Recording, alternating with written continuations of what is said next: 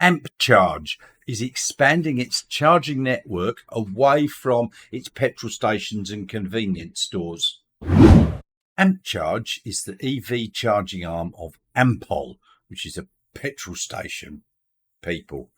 And it's been installing its DC fast chargers in select Ampol petrol stations around the country. There's even one just up the road at my local Ampol petrol station. And it's only just up the road from my house, so that can be useful. I've never used it yet. Now, they've actually been using government grants here in Australia to do this. Honestly, I don't think they would have started it if it wasn't for these grants. I mean, even there's another petrol station, BP, which has got its BP Pulse EV chargers it's installing, and just up the freeway, only a little bit further than the Ampcharge station, they've put in 6 fast DC chargers on each side of the freeway at one of the freeway stops that BP are running. So, look, they're getting there. But would they be doing it without government funds? It's a very good question. But, Ampol is starting to expand their DC fast chargers now away from petrol stations and convenience stores into other areas. So we'll just have a quick look at their website here. Charging on the road. This is their Ampcharge charger. Now, they've said here, simple, easy pricing. Yeah, they're not cheap. I mean, they've done this all with government grants, but they're not cheap. But it does allow you to find a charging site and so on. So, look, that's not too bad. But as I said, it looks like they're starting to expand out from their petrol stations and convenience stores into other areas. So just recently, they opened up a 6 charging bay station in the East Village shopping centre, operated by Mirvac. It's over the eastern states. Now, Mirvacs are a property group, and Ampcharge has a planned run out of their DC fast chargers to third-party sites, with the aim to provide customers with EV charging options at convenient locations across the country. Now, Brent Merrick, who's the Ampol Executive General Manager for Commercial Fuels and Energy, said, having just unveiled our 100th Ampcharge public charger bay, we recognise our electric vehicle charging ecosystem has the potential to play a critical role in supporting our customers reduce their transport emissions. Yeah, he's using government money to build these DC fast chargers so he can say, look, we're going green. But they're still selling their bloody petrol and diesel. And they plan on doing that for a long time, I'll tell you. Now, look, I've got nothing against government subsidies here. I think that it's a great initiative, as we need a lot more charging infrastructure. So anything that helps this is a good thing. And the $100 million Australian federal grant that Ampcharge have secured is going to help roll out another 200 DC fast charging bays by sometime next year. Now, I would like to invite you to click on that like and subscribe button below. Yep, I know it really does help the channel, so thank you for doing that.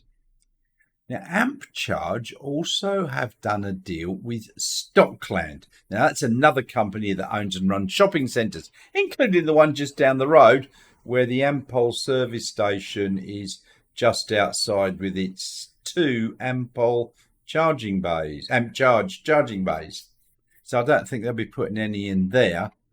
Now, as I said in a previous video, one thing that stands in the way of a fast rollout of all these chargers is bureaucracy. And Ampcharge, or Ampol, in their 2023 annual report has stated that despite their best efforts, the pace of the rollout was impacted by the time taken to obtain approval to make electrical connections across service providers and other development approvals.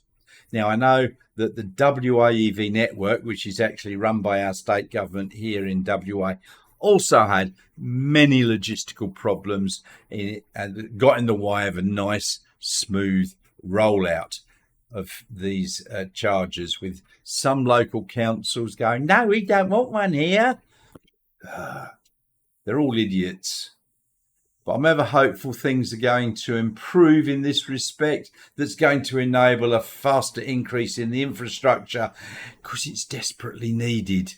So just want to go back to the Ampcharge website. And if you see here, they've said charging rates can be found. Yeah, okay. And we offer a pay-as-you-go charging with several easy payment methods, including Visa, MasterCard, Amex, Apple Pay, and Google Pay via our Ampol app. Now, I get sick and tired of all these different chargers being put in that have got different apps. I mean, it just gives me the whoopsies. But this one does sound like it's going to have card to tap. Now, I know the WA EV network, part of the thing for that was tap your debit card or credit card and pay. So I'm hoping that this will be the same. Now, it does use the ChargeFox app on this one, which is quite common over here in Western Australia.